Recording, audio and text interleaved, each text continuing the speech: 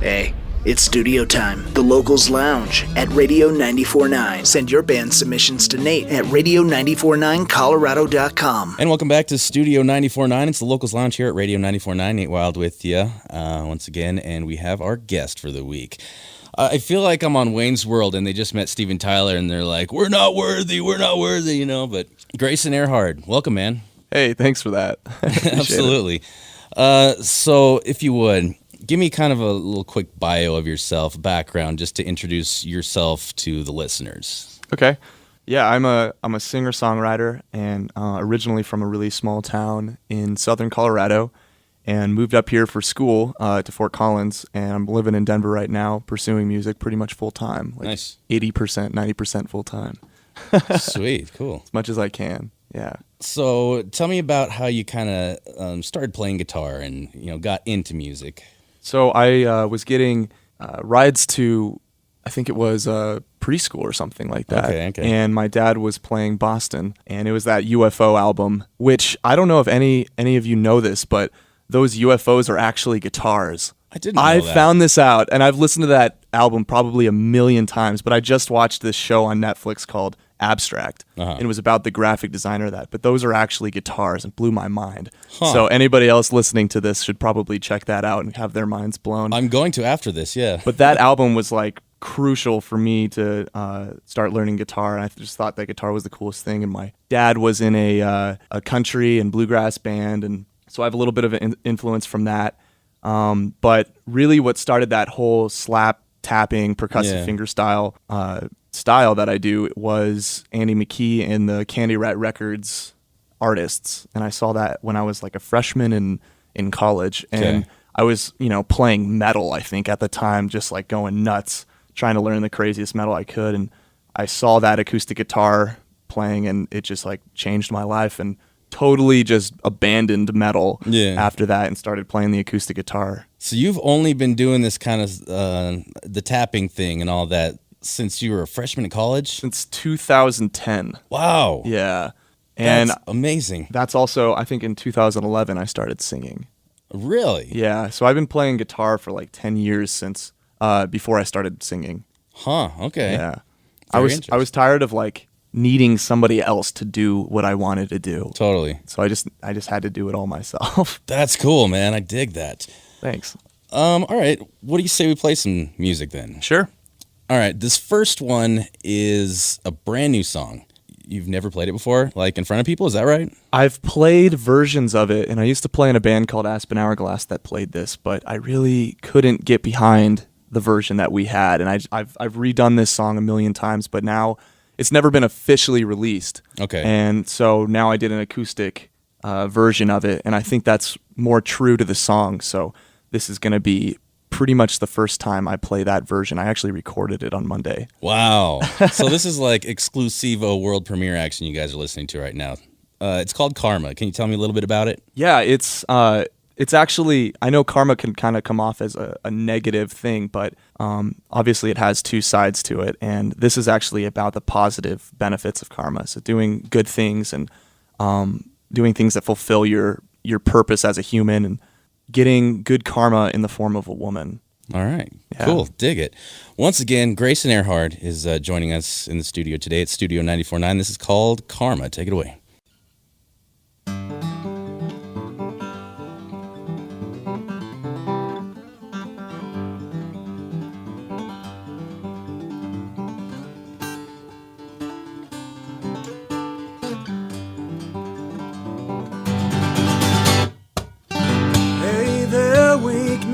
When you walk in, your jeans are tearing at the seams, and there was no better way to fall into loving you at all. Calm yourself down. Finally, I see things turning around. Yeah.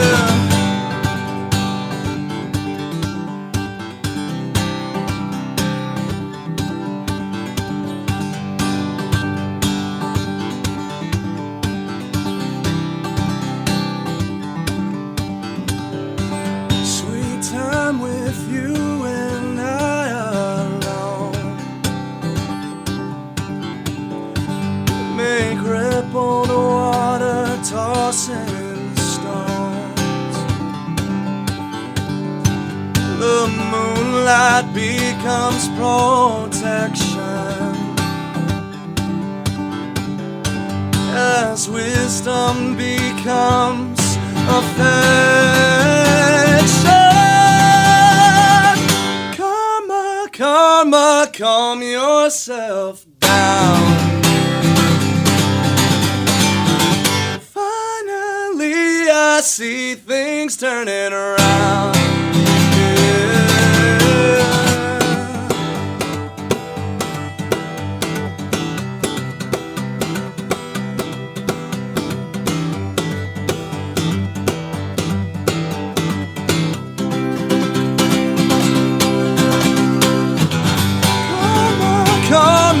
Calm yourself down.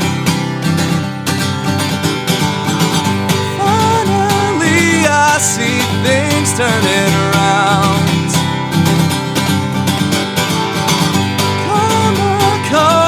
Calm yourself down. Finally, I see things turning around.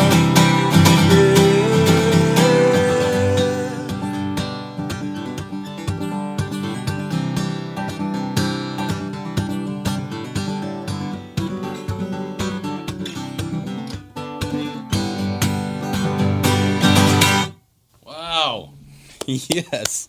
Holy macaroni. Grayson Erhard. That was awesome. Thank you. World premiere, basically, of Karma right there. Yeah, without the guitar solo, because I can't loop it. Wow, no looping. This is raw, people. All right, cool. Man, all right, Studio 94.9. I'm just a little blown away. I'm a little flustered here. It's the Locals Lounge at Radio 94.9. Grayson Erhard joining me in the studio. Now, we're going to tell the Stevie Wonder story. Is that cool? That's totally fine. All right, so for those of you listening that don't know about this, this guy in this studio with me right now went sort of viral like a week after I even found out about you. And it was because you were jamming on stage and Stevie Wonder joined you. That's all I'm going to give out. Can you tell me this story?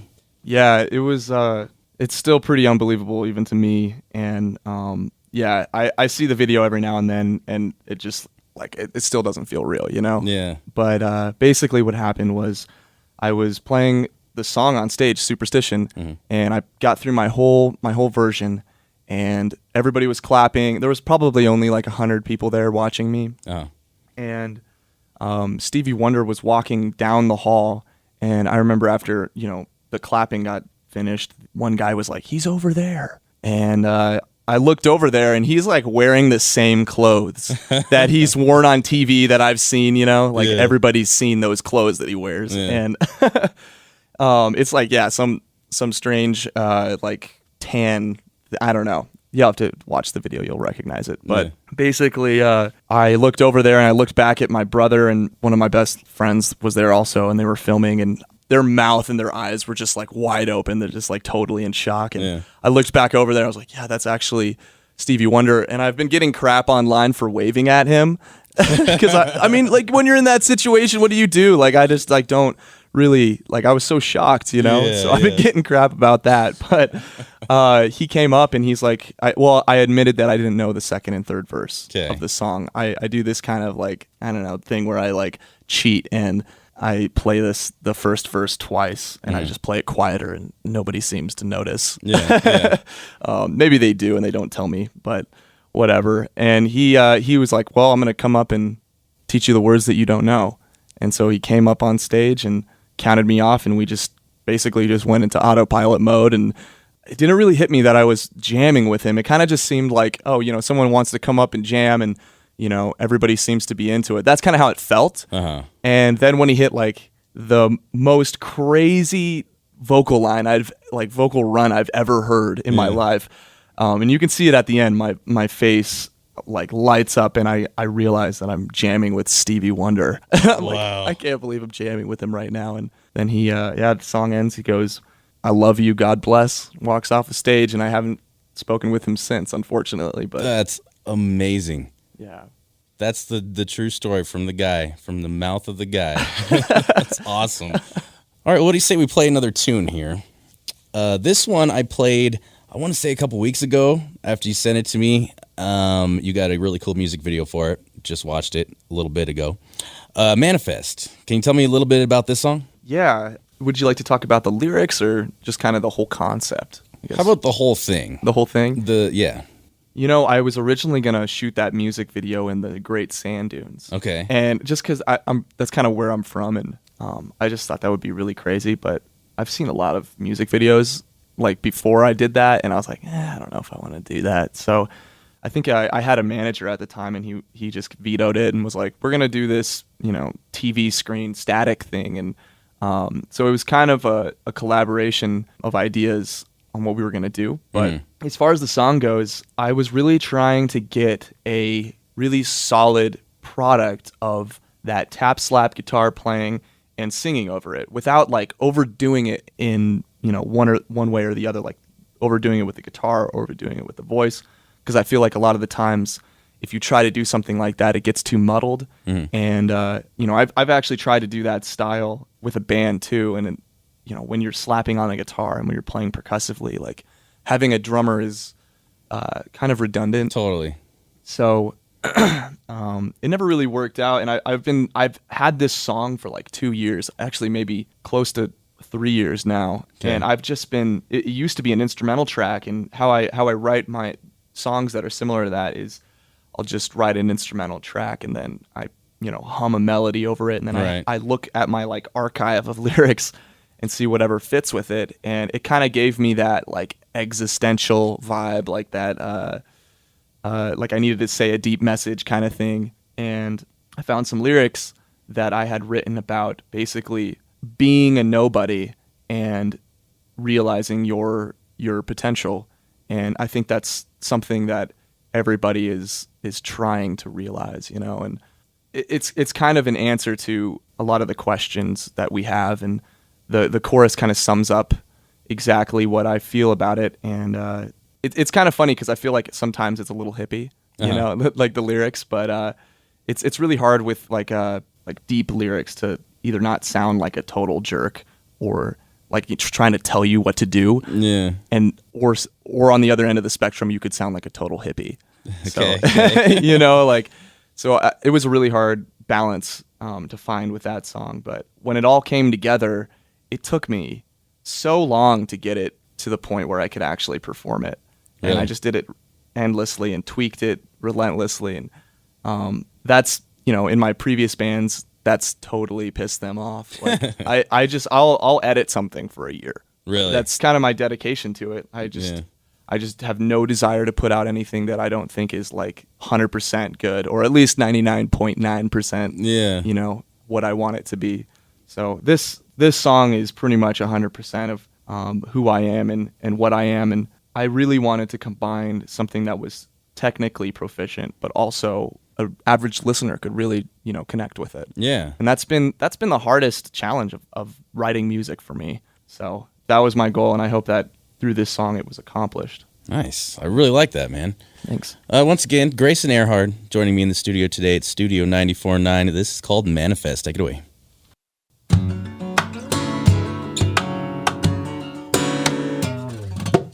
Daybreak, too much light for sleepy eyes. No one knows you. Stay asleep in this world you're in. Manifest your world is your reflection.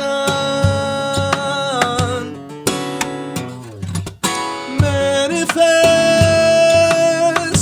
what will be a true projection. Stand up in a daydream until darkness falls.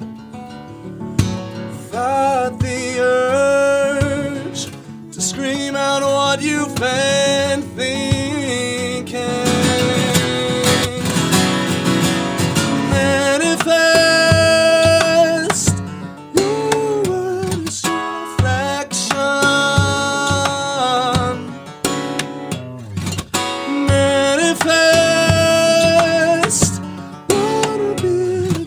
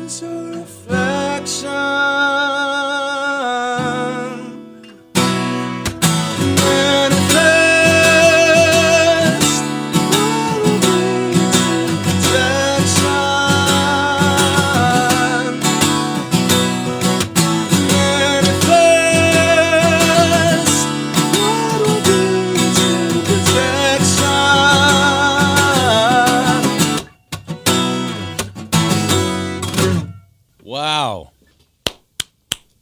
Holy macaroni, man. Grayson Erhard, everybody. Manifest, the title of that tune. It's Studio 94.9, the Locals Lounge here at Radio 94.9. Oh, man, that was amazing. For the record, everybody listening, this is one guy and a guitar. That's all one guy. It's amazing. All right, I'm gonna stop this right now. Okay. So I'm a musician too. Really? Yeah. So my mouth just is like wide open the whole time you're playing these tunes. Tell me about some more of your influence as far as your playing style and, you're so just technically proficient. It's crazy. It blows my mind. Who have you kind of looked up to, I guess, over the years as learning this style and developing this style, I guess? There's really, I guess, only a few people with acoustic guitar. And a lot of people that play this style will immediately say Michael Hedges. And I've constantly been referred or compared to Michael Hedges. And okay. I don't know if you know who he is, but he's kind of the pioneer of that style. All right. But I was never really influenced by him. Who did it for me was basically artists on Candy Rat Records, and there was only a couple, and that was Andy McKee and Antoine Defer. A little more not well known. Mm-hmm. Andy McKee's probably the most well known. There's a little bit of Tommy Emmanuel influence, but mostly growing up, my influences were electric guitar players, and so when I got into this style, I basically just focused on those two guitarists. There's some people that, singer-songwriters that I really look up to as well. And one of those is Matthew Santos and Matt Corby. And believe it or not, I really do like the band Young the Giant. Yeah, okay. So they're an influence as well. And yeah, so I guess like vocally, those are my three, songwriting-wise as well. And then guitar playing, it's Antoine Defer and Andy McKee. Very interesting. It's such a crazy style you have, man. It's amazing. Blows my mind. Appreciate it. Let's go ahead and play one last tune. Okay. Of the get together here. This is called Tapestry. Can you tell me a little bit about this tune? Yeah, this tune is kind of weird for me still. I wrote it about my disdain with pop music, how it was so formulaic and just kind of put together in a way that wasn't really from the soul. And I've basically kind of come to a different conclusion about pop music now, because it's really just about who it connects with, with all music. So I don't have a disdain towards pop music anymore, but basically what this song's about is, why accept mediocrity in your life? Why accept crap song that might play on the radio? Why accept that to be like what you listen to? Why accept your life to be mediocre? Basically something like that. So it's changed a little bit, and that's my explanation of it now, but it used to be like, why listen to pop music when you can listen to all of this other music? Yeah. But now it's like, I listen to pop music, I like Sam Smith. I like Young the Giant, I like pop bands. And that kind of switched for me in college too, when I started playing that, the acoustic guitar, just kind of everything changed for me. So yeah. Yeah. It's amazing how, I don't know if I'm speaking for you too, but this is just me. As a music snob growing up, I guess, and then you get older and older, and it's like, I dig that tune. It's cool. It's fine. I like Ice Cube. Yeah. You know what I mean? Isn't it funny how that happens? Like, there's music that I was so snobby about and would be like, oh, this is the best music ever. And now I listen to it, and I'm like, wow, I would never listen to that right now. And it's funny because some of my songwriter friends will say, man, what would 18-year-old Grayson say if you played that for him? It's like, oh my God, yeah, he would probably just hate me. Yeah. Like that Karma song. I probably, when I was 18, I would never ever play something like that. Yeah, that's awesome. All right, cool. Once again, Grayson Erhard joining me in the studio today at Studio 94.9. This is called Tapestry. Take it away.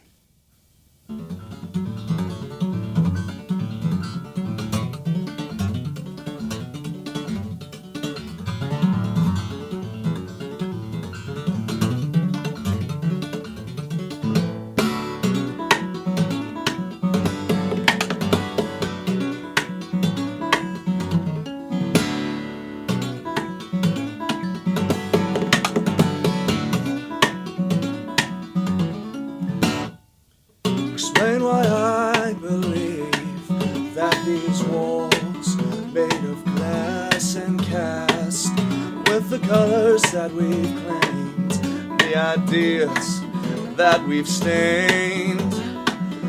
Does time blind you and I? Do we just ignore the signs? Natural rhythm, a climax that never climbs, causing euphoria never intensifies. There's no hope without conformity, a blooming flower on a dying tree, another color in the tapestry, another shade in this catastrophe. Read up late, I watch the sun here in a deaf way. Oh, such a shame, intelligence thrown away.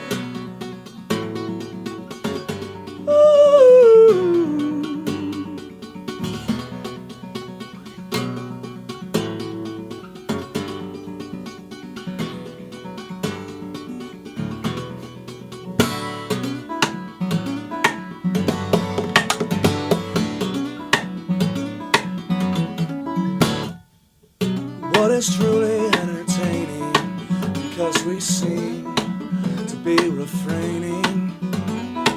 We like to ignore complexity, oh, left to bleed in a shark tank of mediocrity. But there's no hope without conformity, a blooming flower on a dying tree, another color in the tapestry, another shade in this catastrophe. Red up late, I watch it some here in a deaf way. Oh, such a shame, intelligence thrown away. Oh, such a shame, intelligence thrown away.